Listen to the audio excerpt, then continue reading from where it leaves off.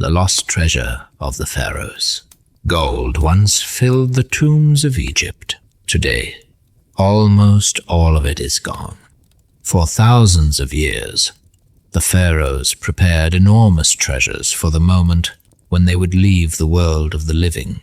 They were buried with gold, jewelry, weapons, chariots, furniture, precious stones, ceremonial objects, and treasures so valuable that some would be priceless today.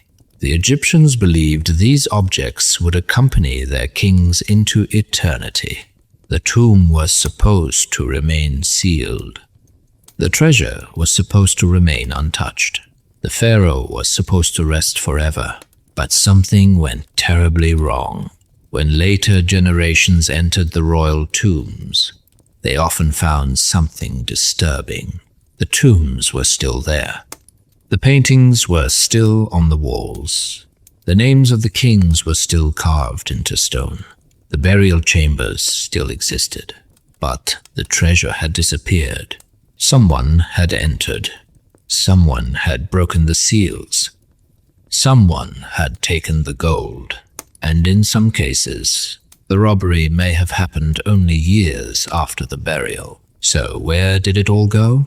Who stole the treasures of the pharaohs? How did they find the tombs? How did they overcome the protections built by the Egyptians? And how much of the lost royal wealth could still be hidden somewhere beneath the sands of Egypt? There is another mystery. The tomb of Tutankhamun survived with an astonishing amount of treasure. His golden mask became one of the most recognizable objects from the ancient world. His tomb contained thousands of artifacts. But Tutankhamun was not one of Egypt's greatest rulers. His reign was short. His tomb was relatively modest. So, imagine what might have been buried with a pharaoh who ruled for decades. A king who commanded armies. A king who controlled enormous resources. A king whose tomb was prepared on a massive scale. If Tutankhamun's surviving burial could contain such wealth, what was lost from the tombs of Egypt's greatest pharaohs? Perhaps the answer is hidden in the ruins. Perhaps it lies in ancient records describing the thieves themselves. Perhaps some of the gold was melted down thousands of years ago. Perhaps other treasures were reused by later kings. Perhaps priests moved royal treasures to protect them. And perhaps somewhere in Egypt, a sealed chamber still waits. Because the greatest treasure of ancient Egypt may not be the treasure we have already found. It may be the treasure we have not found yet. To understand how Egypt lost its royal wealth, we have to go back to the beginning. Before the tombs were robbed, before the seals were broken, before the gold disappeared, we need to understand why the pharaohs buried their wealth with the dead in the first place. Because the treasure was never meant to belong to the living. It was meant for eternity. And that belief created one of the greatest treasure hunts in human history. Chapter 1. The Pharaoh's Fortress. Imagine standing outside a royal tomb thousands of years ago. The desert is silent. The sun has disappeared beyond the horizon. The enormous monuments of Egypt rise against the darkening sky. Somewhere nearby is the burial place of a pharaoh. Inside that tomb is a fortune. Gold objects created by the finest craftsmen in the kingdom. Jewelry, weapons, furniture, precious vessels, ceremonial treasures, and the body of the king himself. The entrance has been sealed. The workers have gone. The priests have completed their rituals. The gods are supposed to protect the sacred site. The pharaoh is finally alone. At least, that is what the Egyptians intended. The tomb was not simply a place to store a dead body. It was a fortress for eternity. The Egyptians understood that death created a dangerous vulnerability. During life, the pharaoh possessed enormous power. He had officials, soldiers, guards, palaces, temples, thousands of people working for him. But after death, all of that power disappeared. His body could no longer command an army. His wealth could no longer defend itself. His tomb had to become his final protection. And that protection began with the location. The Egyptians experimented with different forms of royal burial over thousands of years. The Great Pyramids were among the most obvious examples. They were enormous. They dominated the landscape. They could be seen from miles away. But later, pharaohs increasingly turned toward another strategy: hide the burial. Instead of creating an enormous monument that announced exactly where the king was buried, they could carve tombs into remote landscapes. The Valley of the Kings became one of the most famous royal burial grounds in the ancient world. The surrounding cliffs created natural concealment. The entrances could be hidden among rock.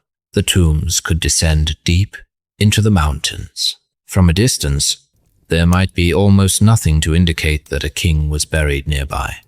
It was a clever idea.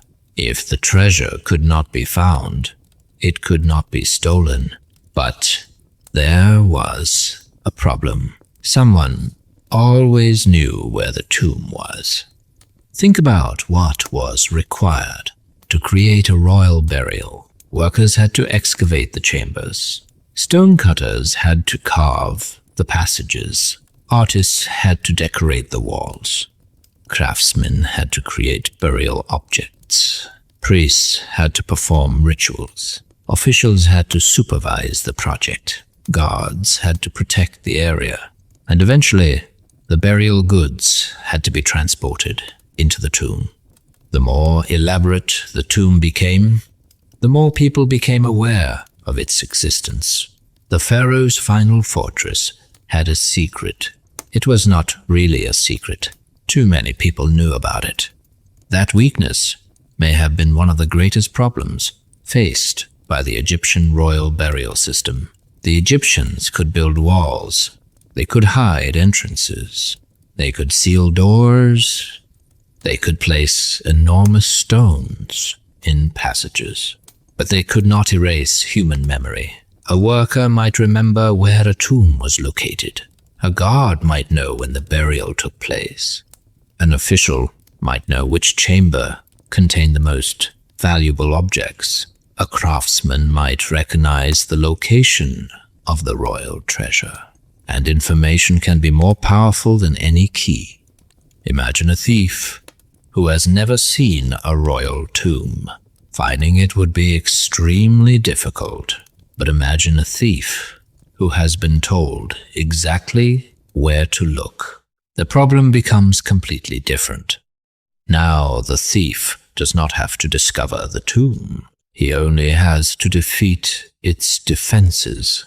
This may explain why tomb robbery became such a persistent problem. The Egyptians knew it could happen. They attempted to prevent it, but the temptation was enormous. Inside a royal tomb could be objects worth more than an ordinary worker could earn in an entire lifetime. And gold had another advantage for the thief. It was easy to recognize. It was valuable. And unlike a large stone statue, it could be transported. A golden bracelet could be hidden. A necklace could be carried. A precious stone could be removed. A golden vessel could be broken down.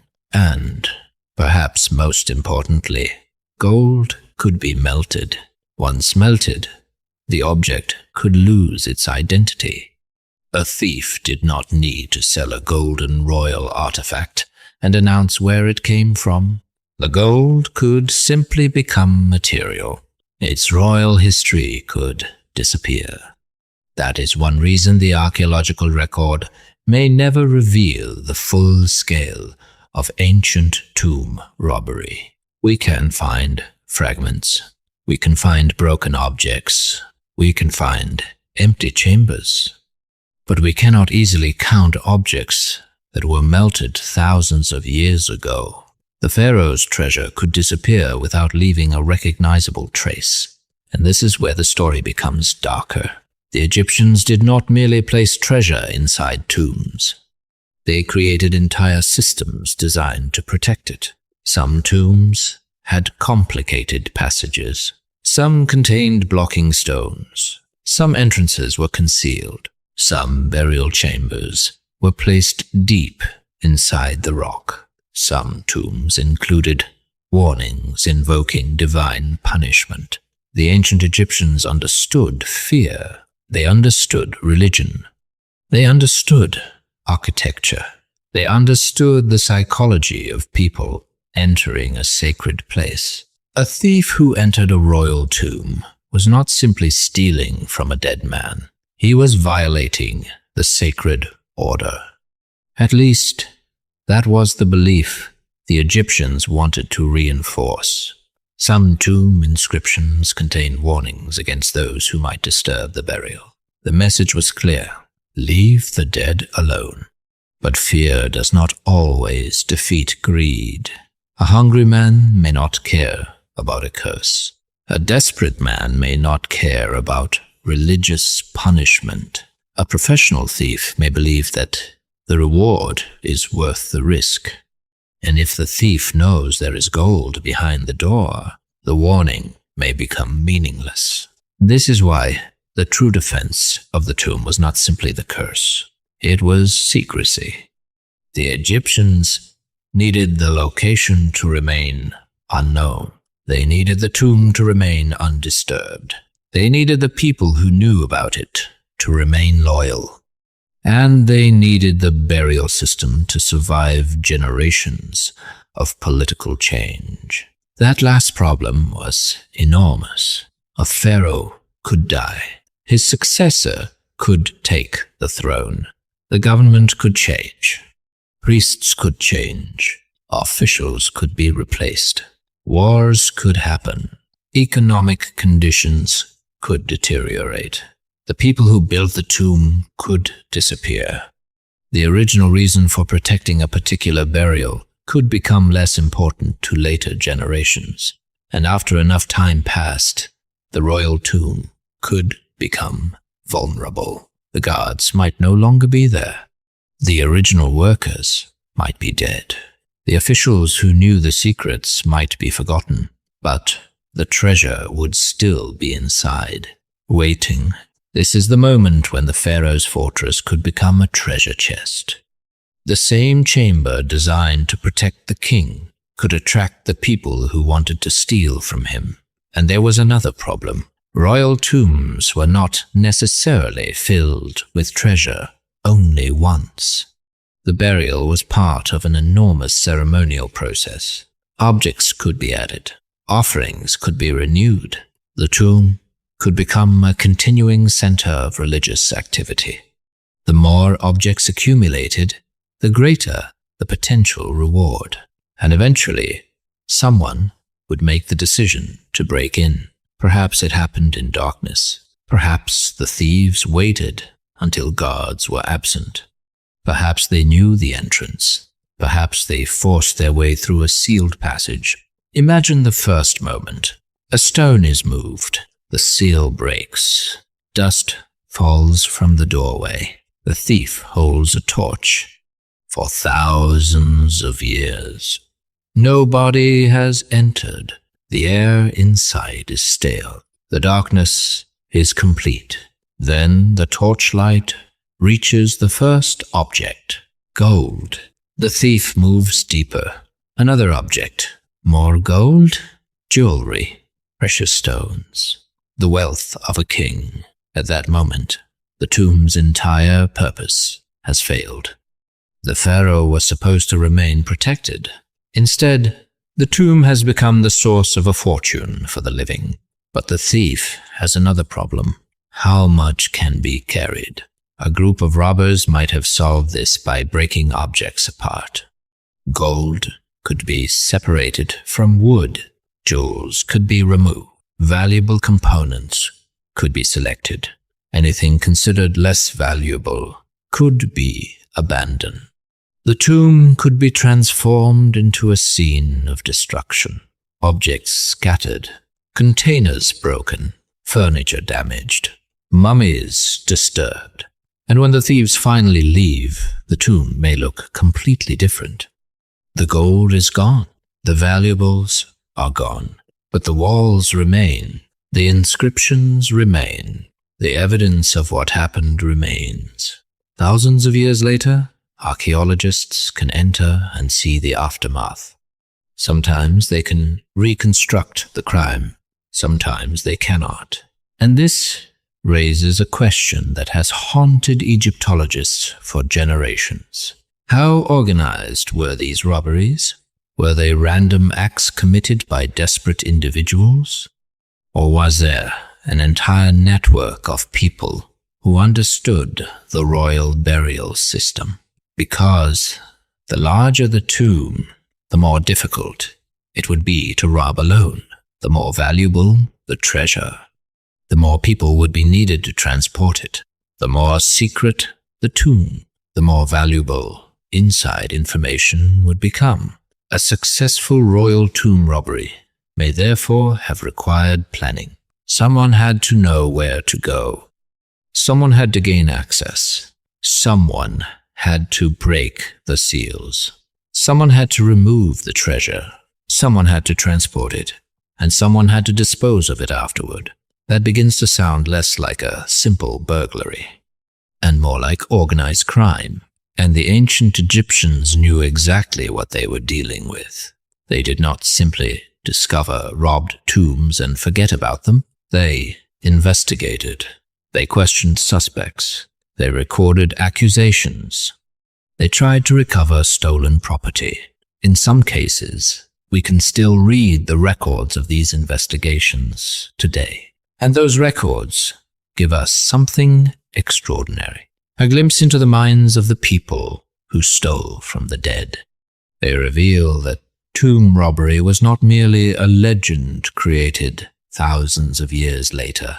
It was a real crime, a crime that governments struggled to control, a crime driven by the enormous wealth buried with the Pharaohs, and a crime that may have destroyed more ancient treasure than any war. But if the Egyptians built tombs as fortresses, and if they created barriers to stop thieves, how did the robbers get through?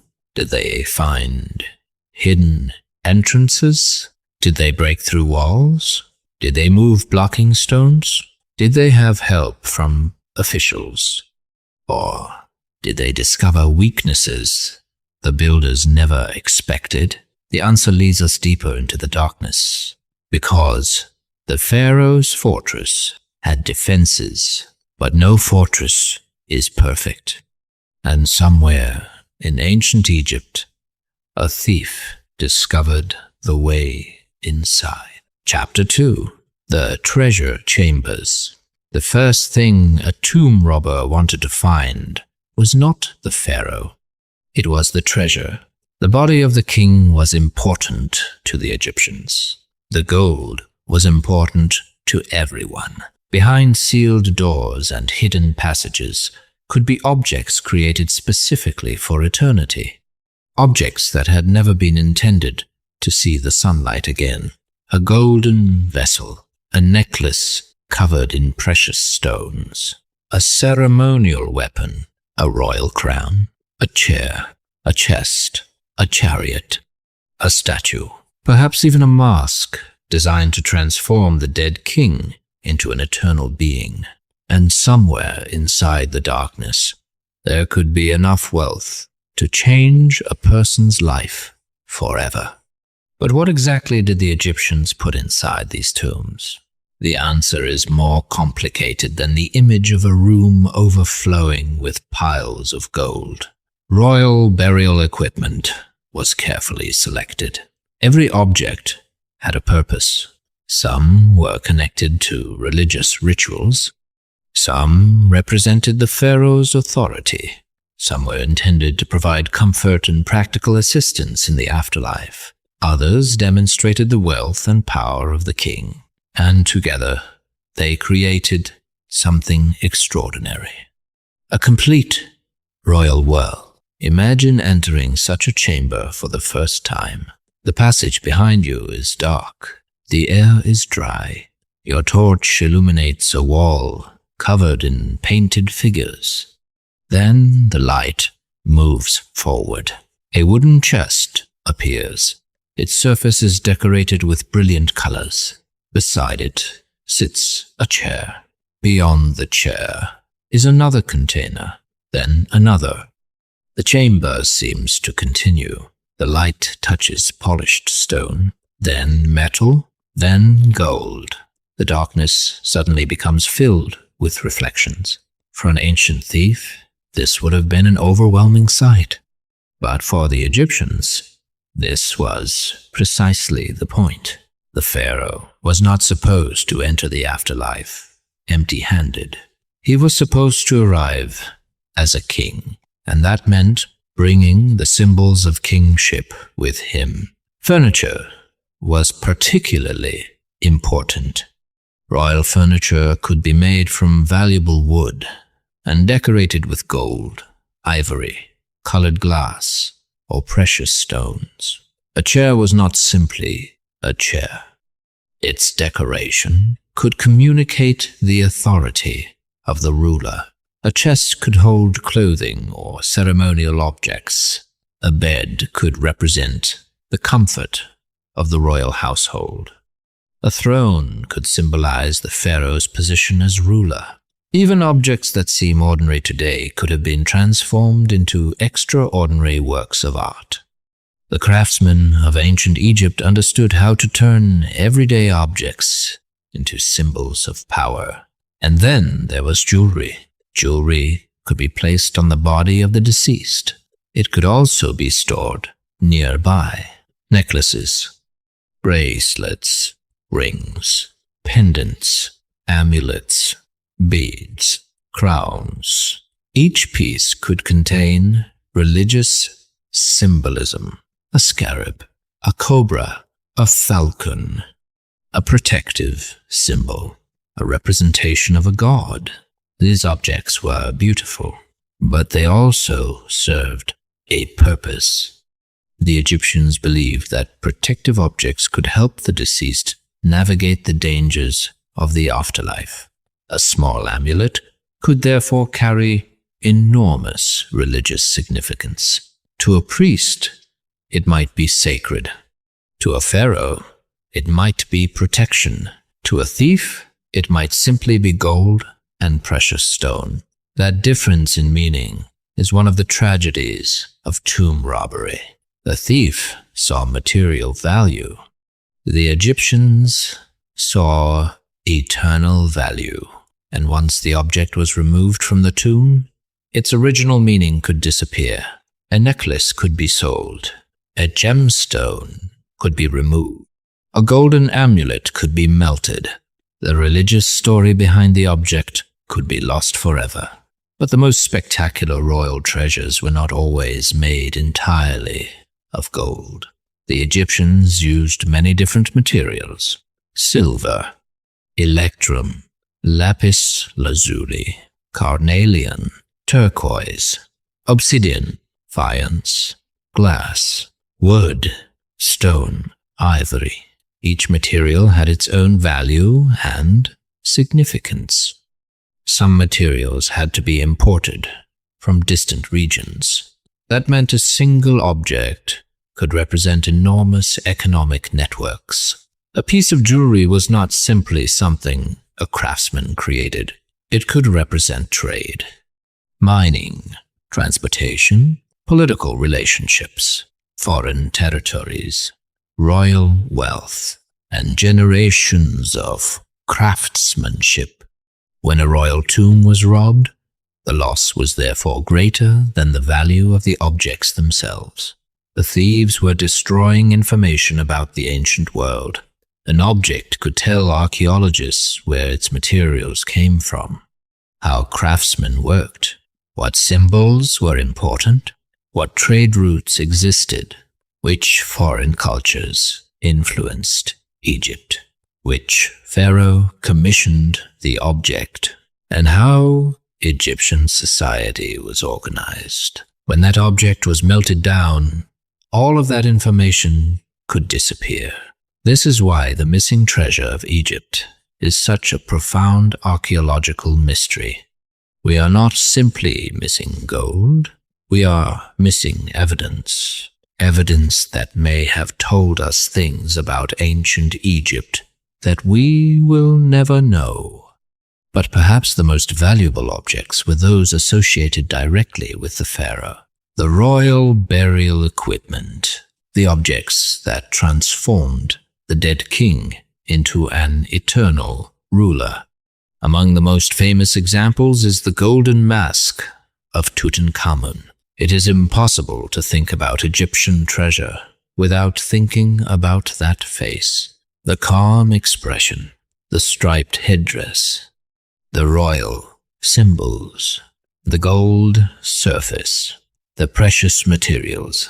It looks almost impossibly perfect, but the mask is only one object. Tutankhamun's tomb contained thousands of other artifacts. Some were spectacular, others were surprisingly ordinary. Together they reveal something important. The ancient Egyptians did not prepare only one object for the afterlife. They prepared an entire environment. The king needed to exist as a king. He needed possessions. He needed servants, represented through statues. He needed weapons. He needed clothing. He needed ritual objects. He needed protection. And he needed food and offerings. The tomb was therefore almost like a frozen royal household. Everything had been arranged for eternity. Then the thieves arrived. Imagine the difference between what the Egyptians saw and what the robbers saw. The priests saw a sacred burial. The family saw the resting place of a king. The craftsmen saw the completion of their work. The thief saw opportunity. That difference explains why some tombs were so violently disturbed. A thief had no reason to carefully preserve an object. If a golden decoration was attached to wood, the gold could be stripped away. If a precious stone was set into jewelry, the stone could be removed. If an object was too large to carry, it could be dismantled. The tomb could become a workshop for theft, and the thieves had another advantage. They did not necessarily need to steal everything. They only needed to steal what was valuable. This means a tomb could appear partially intact, while enormous wealth had already disappeared. A wooden object might remain. A broken container might remain. A stone vessel might remain, but the gold attached to it could be gone. A modern archaeologist entering such a tomb might therefore see only part of the original burial. The missing portion could have been much larger.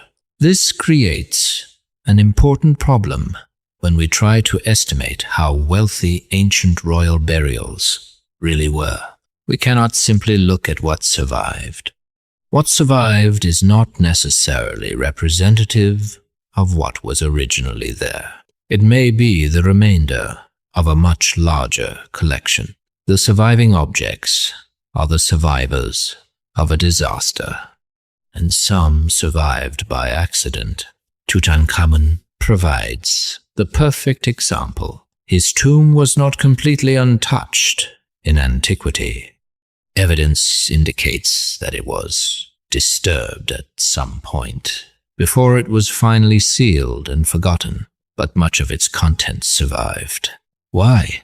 There may have been several reasons. The tomb was relatively small. Its location may have helped protect it. Later activity in the Valley of the Kings may have contributed to its concealment. The tomb's position beneath later construction may have helped obscure it. And Tutankhamun himself was not one of Egypt's longest reigning kings. His burial may not have attracted the same attention as the tombs of more powerful rulers. Whatever the combination of reasons, the result was extraordinary. A royal treasure survived. And because it survived, we can use it as a window into a world that largely disappeared. But this raises a fascinating question. What do the tombs of more powerful kings contain? Consider a pharaoh who ruled for decades. His government could control enormous resources. His temples could receive gold. His armies could bring wealth from conquered territories. His craftsmen could work for years. His burial could be prepared long before his death. The treasury of such a ruler could be enormous. And if that ruler was buried with only a fraction of that wealth, the amount could still be staggering. Now imagine that tomb being robbed, not once, but repeatedly. The first thieves take the obvious valuables. Later, thieves return. They search again. They break open containers. They look behind walls. They inspect every chamber. Over time, the tomb becomes poorer.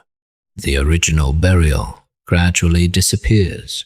The king's eternal palace becomes an empty shell. And yet, the ancient Egyptians knew this could happen. They tried to prevent it through ritual. They tried to prevent it through architecture. They tried to prevent it through secrecy. They tried to prevent it through guards. But there was another strategy. Move the treasure. Move the body. Hide the king somewhere else. This strategy would become increasingly important as royal tomb robbery became more serious. Because eventually, the Egyptians faced a terrible reality. The tomb itself was no longer safe. The king's eternal resting place had become a target. And once the thieves understood that royal tombs contained unimaginable wealth, they had an incentive to keep searching. But the robbers faced one major challenge. They needed to know which tombs were worth the risk. Not every tomb contained the same wealth. Not every burial was equally accessible. Not every location was known. This meant information became as valuable as gold. A person who knew the location of a royal tomb possessed something extremely dangerous. A secret, and secrets could be sold. A guard could reveal information. A worker could remember an entrance. An official could provide access. A member of a construction team could know the layout. The difference between an unsuccessful thief and a successful thief might have been a single piece of information. And that leads to one of the most disturbing possibilities surrounding the lost treasure of Egypt. Some of the greatest robberies may not have been random attacks. They may have been planned. The thieves may have known exactly where they were going. They may have known where the burial chamber was. They may have known which objects were valuable. They may even have known how the tomb was designed. If that is true, then someone had to give them the information. Perhaps it was another thief. Perhaps it was a worker. Perhaps it was a corrupt official. Perhaps it was someone who had inherited the knowledge from an earlier generation. We cannot assume that every robbery involved an insider, but the possibility changes the entire story. Because now the Pharaoh's fortress had a weakness that no stone could fix. Human knowledge. And knowledge could survive for generations. A tomb could be sealed. The guards could leave. The pharaoh could be forgotten. But the secret of where the gold was hidden could remain. And eventually, someone could decide that the secret was worth more than the punishment. This is where the story of the lost treasure becomes more than a story about ancient criminals. It becomes a story about an entire system. A system designed to preserve wealth for eternity. A system that created enormous concentrations of wealth in hidden places. A system that required hundreds of people to construct and maintain. And a system that could be exploited from within. The pharaoh had walls. He had seals. He had guards. He had curses. But none of them could protect him from someone who already knew the way inside. And the ancient Egyptians left behind evidence that they understood this threat. Records describe investigations into tomb robbery. Officials questioned suspects. Stolen property was discussed. Confessions were recorded. The government knew the royal dead were being attacked. And that means our next step is not a legend. It is an investigation. A real ancient investigation into the people who entered the tombs and the treasures they carried away. Because hidden among the surviving records are clues about one of the greatest crimes in ancient Egyptian history. The theft of the pharaoh's eternal wealth. Chapter 3. The men who robbed the dead. The thieves knew something the pharaohs could not control. They knew the dead could not defend themselves. A king could command armies. He could build temples. He could control gold mines. He could order thousands of workers to construct a monument that would dominate the landscape for generations. But after his burial, all that power remained outside the tomb. Inside was only silence. And silence could be broken. The ancient Egyptians understood the danger. That is why royal tombs were protected by guards, sealed entrances, hidden locations, religious warnings, and elaborate burial procedures. But protection created another problem. The more valuable the tomb became, the more valuable the information about that tomb became. A person who knew where a pharaoh was buried possessed knowledge worth far more than an ordinary object. That person knew where the entrance was. That person knew the route through the tomb. That person might know where the burial chamber was located. And perhaps most importantly, that person might know where the treasure was kept. For a professional tomb robber, this information could be the difference between failure and unimaginable wealth. The question is not simply who stole from the pharaohs. The deeper question is how these people learned where to look. And the surviving evidence gives us some disturbing possibilities. The thieves may not have been strangers to the royal burial system. Some may have lived near the necropolis. Some may have been workers. Some may have known guards. Some may have been connected to officials.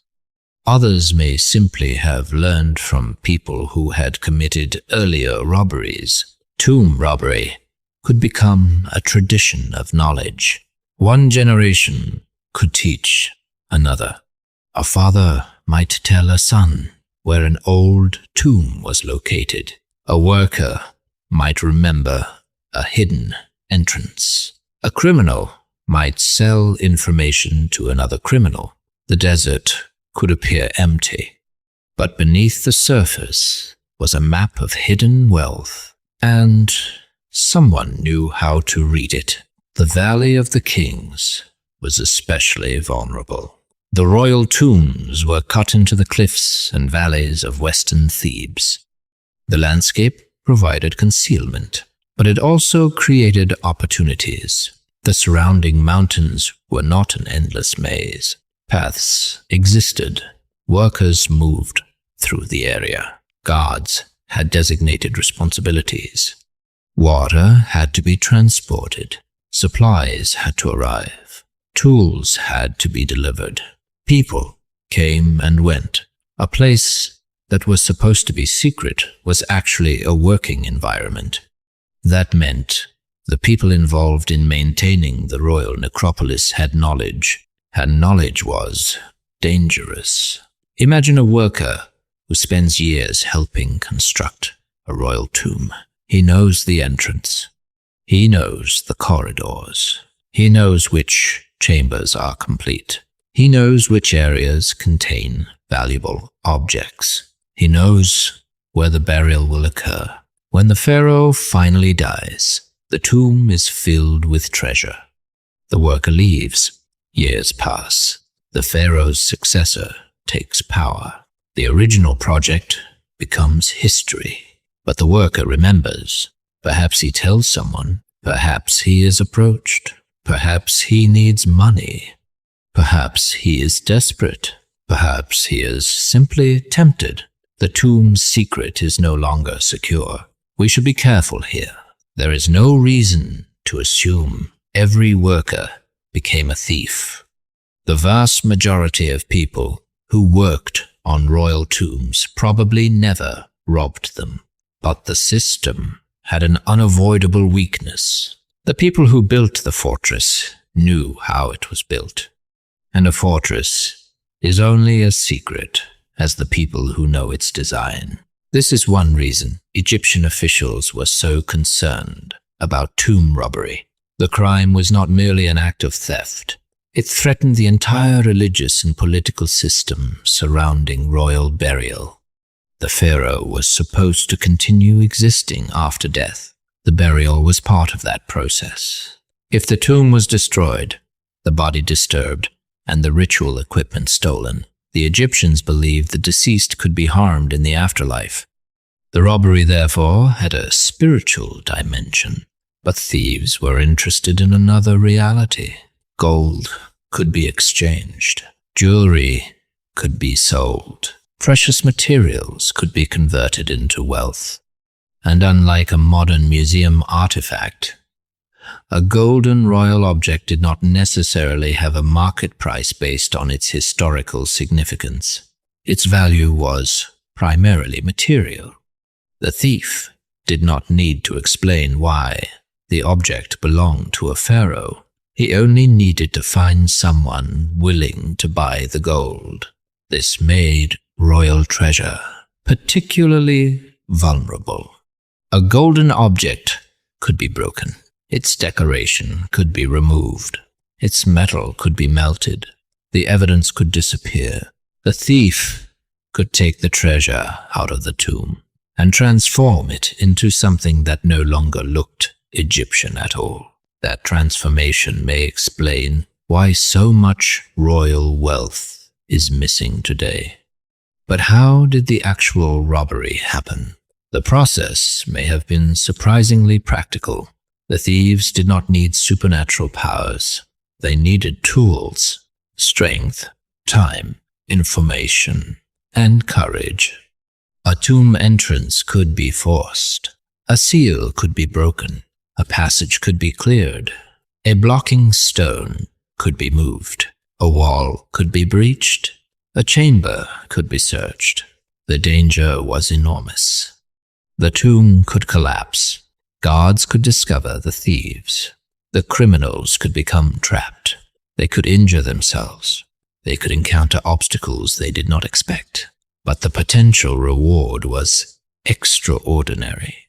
Imagine entering a royal tomb and finding a collection of gold objects. One object alone might be worth more than everything a poor worker possessed. Now imagine finding dozens or hundreds. The temptation would have been enormous. This is why tomb robbery became an organized problem. The evidence from ancient Egypt includes records of investigations into these crimes. Officials were not dealing with imaginary thieves. They were dealing with real people, people who knew how to enter tombs, people who knew what to take, people who knew where to sell it, and sometimes people who knew how to manipulate the authorities. This is where the story becomes almost like an ancient crime investigation. Imagine a government official receiving a report. A royal tomb has been disturbed. The seal is broken. The burial has been entered. Valuable objects are missing. The authorities must identify the criminals. But there is a problem. The tomb robberies may involve people who know the area. They may have connections. They may know which guards can be bribed. They may know which officials can be influenced. They may know where stolen objects can be hidden. The investigation becomes complicated. Who can be trusted? Who is telling the truth? Who is protecting someone else? And where did the gold go? Ancient Egyptian records from the period of major royal tomb robbery provide an extraordinary glimpse into these investigations. The documents describe accusations, interrogations, and stolen property. They show that authorities were aware of the problem. They also reveal something important about the thieves. They were not mythical monsters. They were ordinary human beings. People with motives. People with families. People with debts. People with opportunities. People who understood that the tombs contained wealth, and people who were willing to take the risk. This makes the story more disturbing. The greatest enemy of the Pharaoh's eternal treasure was not a supernatural curse. It was human greed. The Pharaohs could carve warnings into stone. They could invoke divine punishment. They could surround the tomb with sacred symbols. But a hungry or desperate person might still enter, and once one successful robbery occurred, it could inspire another. If a tomb had been robbed before, the robbers might have learned how to enter. They might discover that the security was weaker than expected. They might discover another passage. They might discover another way through the rock. The knowledge could spread. Tomb robbery could therefore become increasingly sophisticated. The thieves were learning. The Egyptians were learning too. The authorities attempted to strengthen security, but the problem remained. There was another factor that made royal tombs especially vulnerable: time. The pharaoh's tomb might be protected immediately after burial. Guards might patrol the area. Officials might monitor the necropolis. But what about decades later? What about a century later? What about several centuries later? Political priorities changed. Governments changed. The importance of individual kings faded.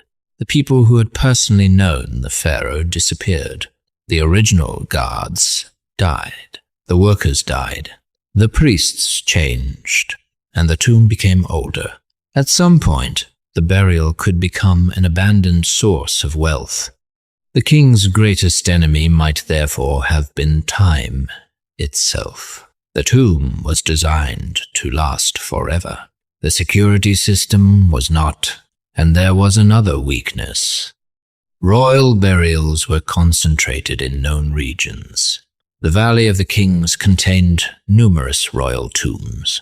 Once thieves realized that the valley contained royal wealth, the area itself became a target. A criminal did not need to search the entire country.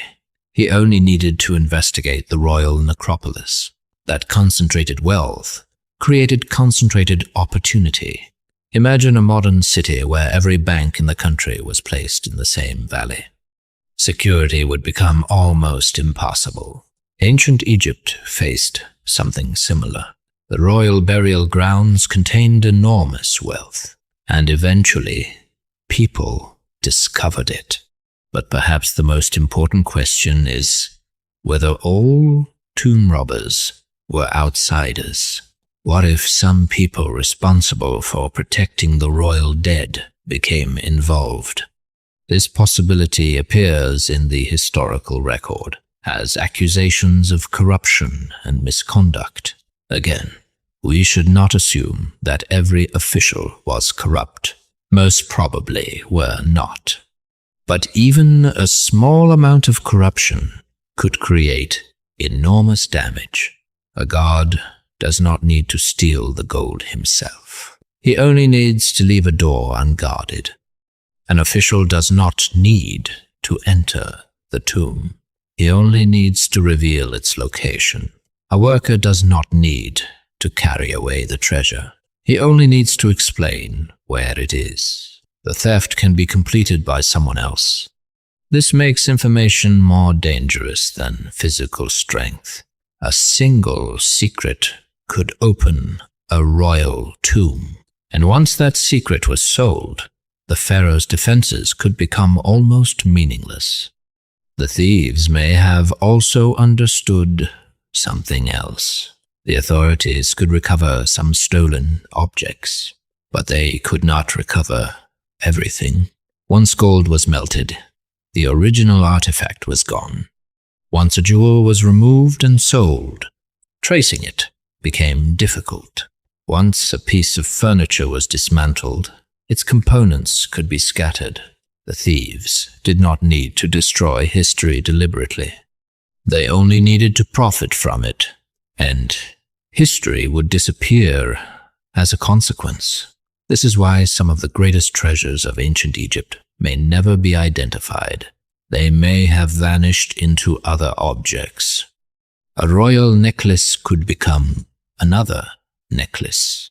A royal bracelet could be melted. A ceremonial object could be dismantled. A precious stone could travel hundreds of miles. The original pharaoh could disappear from the story. The material would survive. The identity would not.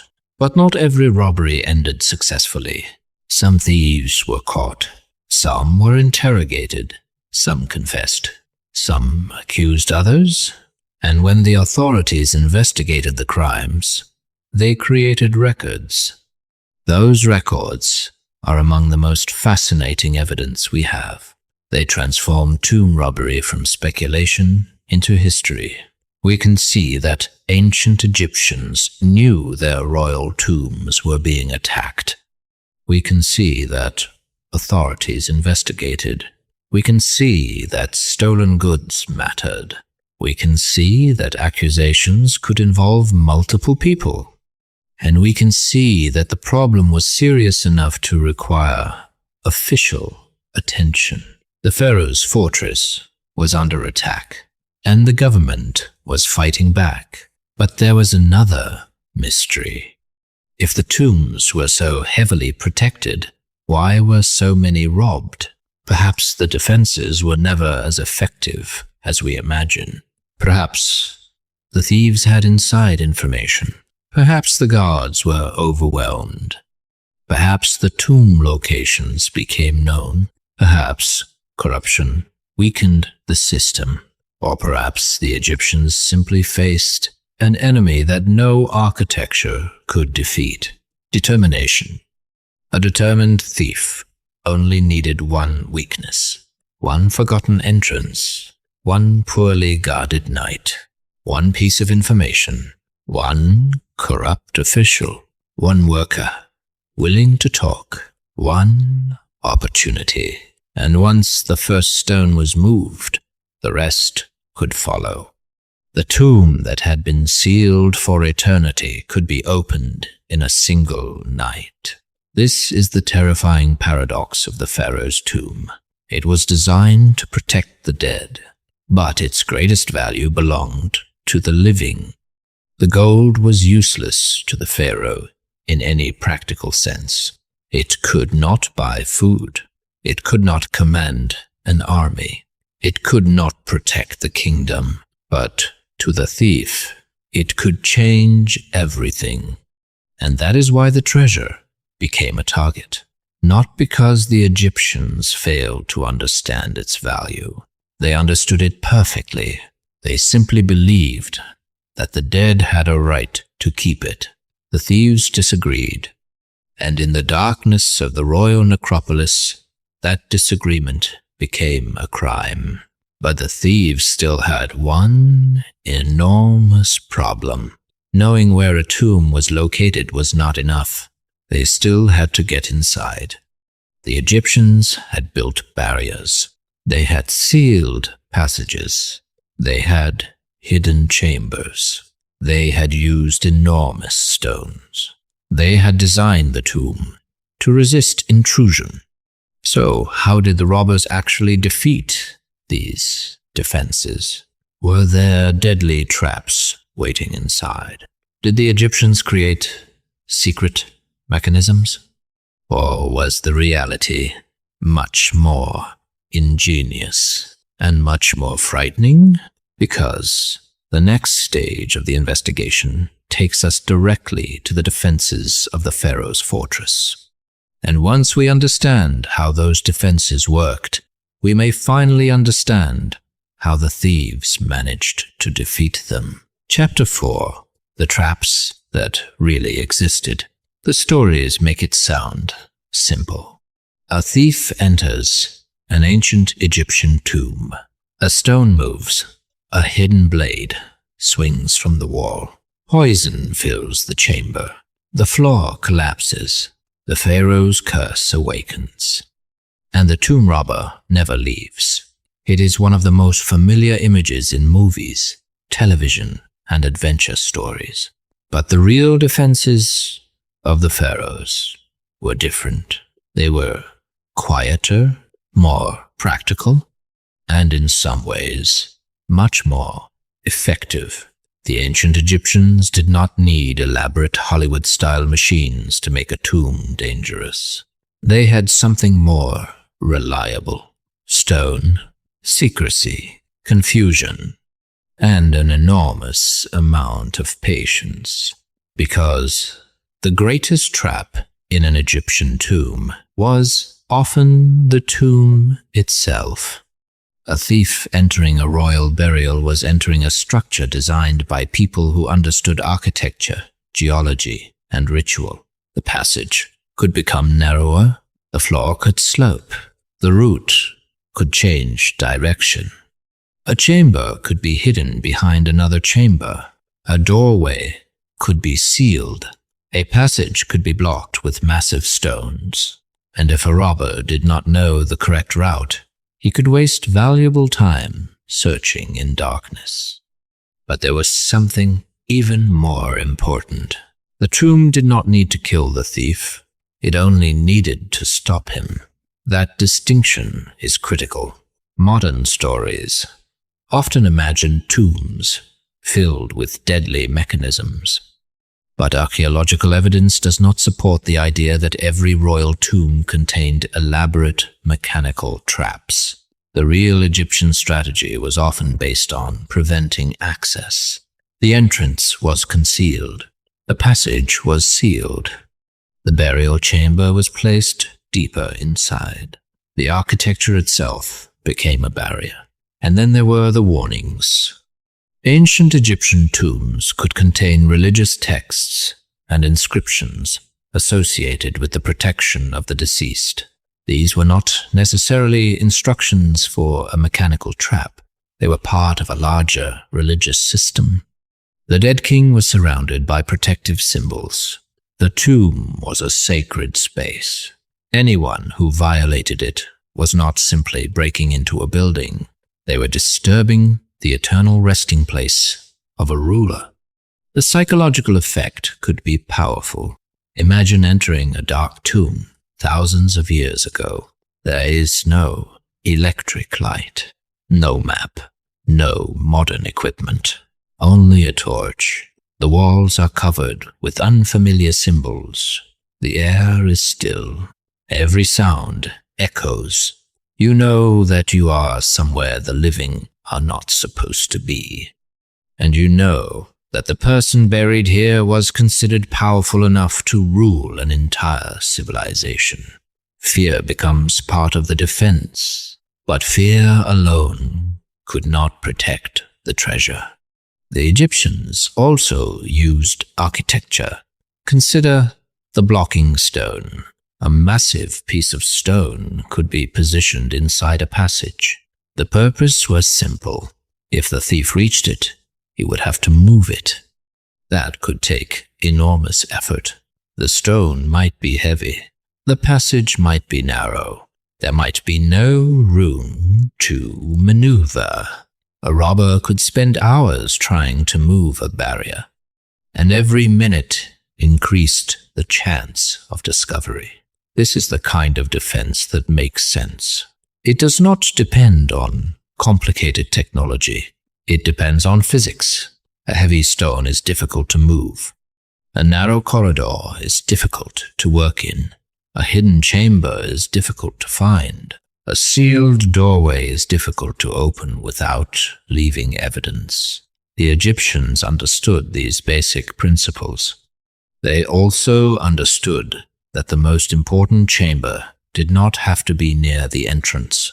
The deeper the burial chamber was placed, the more difficult it became to reach. A thief might enter the tomb successfully and still not know where the pharaoh was buried. This creates another layer of protection. The first barrier protects the entrance. The second protects the passages. The third protects the burial chamber. The fourth protects the burial itself. And beyond all of these was secrecy. If the thief did not know where the tomb was, none of the other defenses mattered. But once the location was discovered, the defenses became important. This is why tomb design changed over Egyptian history. The Great Pyramids represented one approach. They were monumental. They were enormous. They were visible. But their internal architecture could be extremely complicated. Passages could change direction. Chambers could be positioned away from the exterior. Blocking systems could be used. The pyramid itself became a gigantic structure designed around the protection of the royal burial. Later, the Egyptians used hidden rock-cut tombs. The landscape became the security system.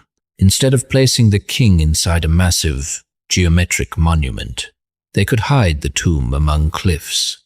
The entrance could be difficult to recognize.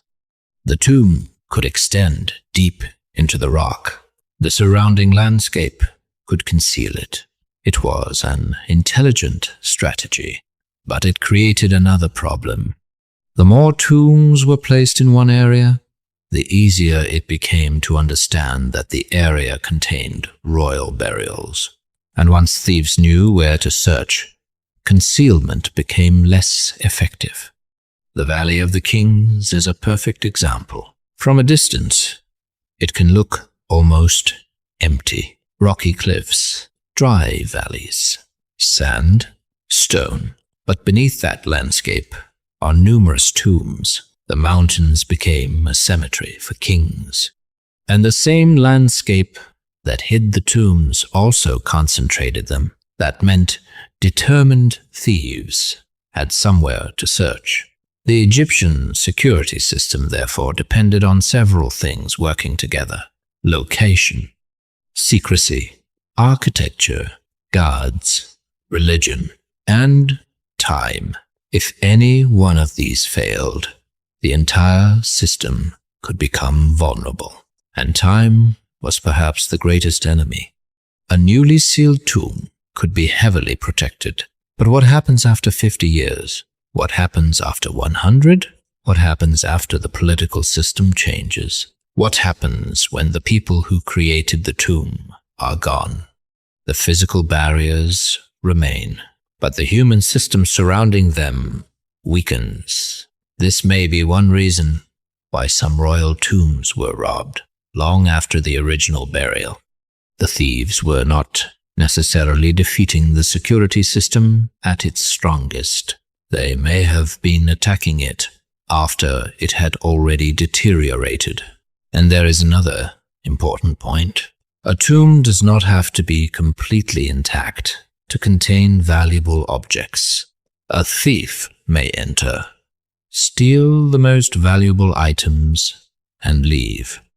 Another thief could return later. Then another. A royal tomb could be robbed repeatedly. Each robbery removes more of the original burial. The first thieves might take gold. The second might search for jewelry. The third might look for precious stones. The fourth might disturb the mummy. Eventually, archaeologists arrive thousands of years later and find only fragments. The final state of the tomb can therefore hide the scale of the original robbery. It may look like a damaged burial, but the reality could be much worse. Almost everything valuable may have already disappeared. This is where the famous idea of deadly traps becomes interesting. Why did later generations imagine Egyptian tombs as places filled with elaborate mechanisms? Part of the reason may be the genuine mystery of the tombs. The architecture was complicated. The purpose of some chambers was unclear. Some entrances were concealed. Some passages were blocked. Some burials were hidden. To people unfamiliar with ancient Egyptian engineering, these features could seem almost supernatural. Then popular culture transformed them. The tomb became a puzzle. The puzzle needed danger, and the danger became the famous Egyptian trap. But the reality was more subtle. A thief could be injured by a collapsing structure. A passage could become unstable. A heavy stone could crush someone. A robber could become trapped. A torch could go out. The air could become difficult to breathe. The tomb could become a deadly environment without a single mechanical trap. Darkness itself was dangerous. Imagine being deep inside a rock-cut tomb with only one source of light. The torch flickers. The flame becomes smaller. The oil begins to run out. The walls are unfamiliar. You cannot see what lies ahead. You have no modern communication, no rescue team, no map. If you become trapped, nobody may know where you are. That is a real danger. And the ancient Egyptians understood the psychological power of such environments. They did not need a hidden blade. They had darkness. They had narrow passages. They had enormous stones. They had religious warning. They had secrecy. Together, these created a formidable system. But the tomb robbers were not helpless. They had tools. They had experience. And most importantly, they had information. This brings us back to the central problem. A perfect tomb defense means little if the thief knows exactly where to go. Imagine being given a map. You know which passage leads to the burial chamber. You know which stone is a barrier. You know which chamber contains the valuables. You know how the tomb was constructed. The mystery disappears. The tomb becomes a problem to solve, and perhaps some robbers possessed precisely this advantage. The possibility of insider knowledge changes how we understand the robberies. A thief who randomly discovers a tomb might have difficulty navigating it. A thief who has information could move directly toward the treasure. That would save time. It would reduce risk, and it would make the robbery much more efficient. This is why the people involved in constructing and maintaining royal tombs are so important to the story. They were not necessarily criminals, but they possessed knowledge. A worker could remember an entrance. A guard could know a patrol schedule. An official could know when security was weakest. A priest could know the burial arrangements. A craftsman could recognize the location of valuable objects. Each person held a piece of the puzzle, and if enough pieces came together, the fortress could be defeated. There is another possibility. The thieves may have learned through previous robberies. Imagine a group entering one tomb. They discover how the blocking stones work. They learn how the passages are designed. They discover which tools are useful. They learn how long they can work without being detected. They escape. Later, they return. Or someone else copies their method. Tomb robbery becomes a learning process. Each successful crime makes the next one easier. The thieves gain experience. The security weaknesses become known. And the Egyptian authorities have to respond. But there was one thing they could never completely control: human nature. The pharaohs could build monuments that survived for thousands of years. They could carve their names into stone.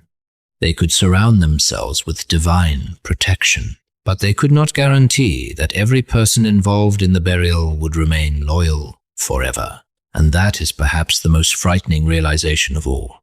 The greatest threat to the pharaoh may have come from people who were already inside his world. People who knew how the system worked. People who knew where the treasure was. People who knew how the defenses were designed. And people who understood that the pharaoh was no longer alive to stop them. The tomb was a fortress, but the fortress depended on people, and people could be bribed. People could become desperate. People could become greedy. People could betray secrets. The Egyptians knew this. That is why tomb robbery became a serious crime. That is why authorities investigated it. That is why records survive describing stolen royal property. And that is why the next stage of this story becomes so important. Because eventually, the Egyptian authorities began investigating the thieves. They did not simply discover empty tombs. They followed suspects. They questioned people. They searched for stolen objects. They uncovered networks.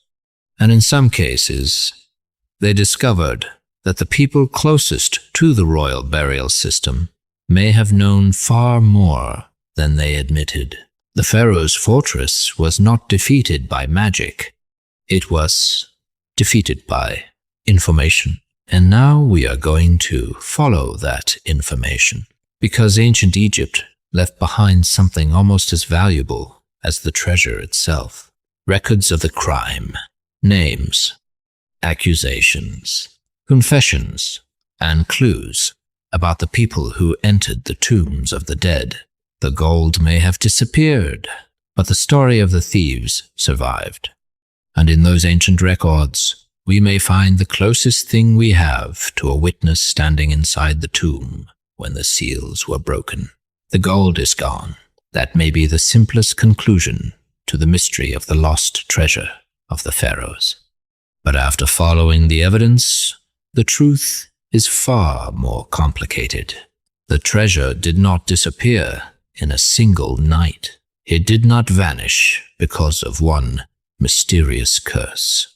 It was not swallowed by the desert, and it was not necessarily hidden in one enormous secret chamber waiting for someone to discover it. Instead, the wealth of ancient Egypt was slowly scattered across thousands of years.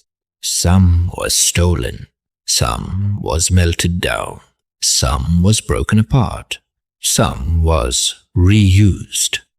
Some was moved from one burial to another, some was lost, and some survived only because circumstances protected it.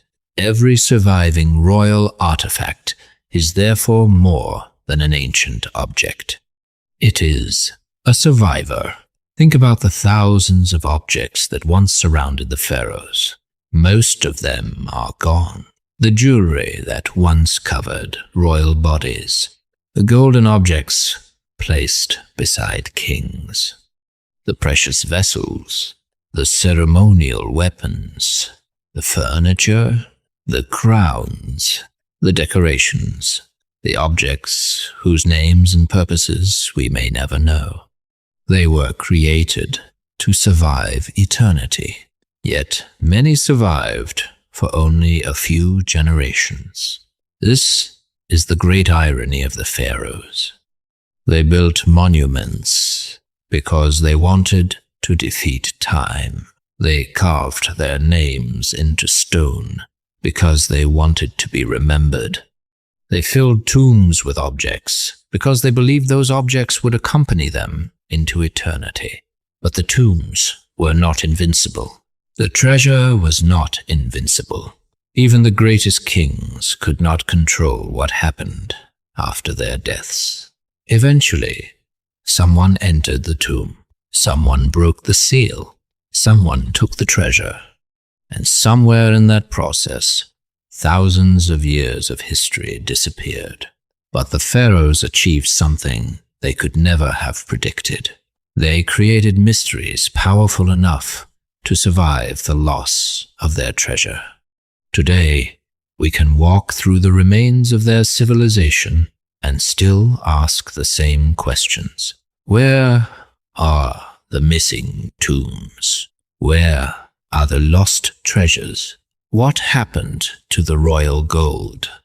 How many burial chambers remain undiscovered? Were some treasures melted down thousands of years ago? Were others deliberately hidden? Could objects belonging to famous pharaohs still exist somewhere, unrecognized? These questions keep the story alive. And perhaps that is why the mystery of the lost treasure is so fascinating. We are not simply looking for gold. We are looking for pieces of a civilization. Every object carries information. A necklace can reveal craftsmanship. A gemstone can reveal trade. A weapon can reveal technology. A chair can reveal status. A burial mask can reveal beliefs. An inscription can reveal politics. When one of these objects disappears, we lose more than its material value. We lose part of the story. That is why Tutankhamun's tomb was so important. Its treasure gave the modern world an extraordinary glimpse into royal life. The golden mask became famous. But the mask was only one piece of a much larger story. Thousands of other objects survived with it. Together, they allowed archaeologists to reconstruct aspects of the world of a young pharaoh. Now imagine what could have been learned if the great tombs of Egypt had survived intact. Imagine opening the tomb of a powerful king and finding everything exactly as it had been placed. Every object, every piece of jewelry, every ceremonial item, every piece of furniture, every inscription, every detail preserved. It would be like opening a time capsule created thousands of years ago. But most of those time capsules were opened long before modern archaeologists arrived. And the people who opened them were not interested in preserving history. They were interested in treasure. That is perhaps the greatest tragedy of the lost royal wealth.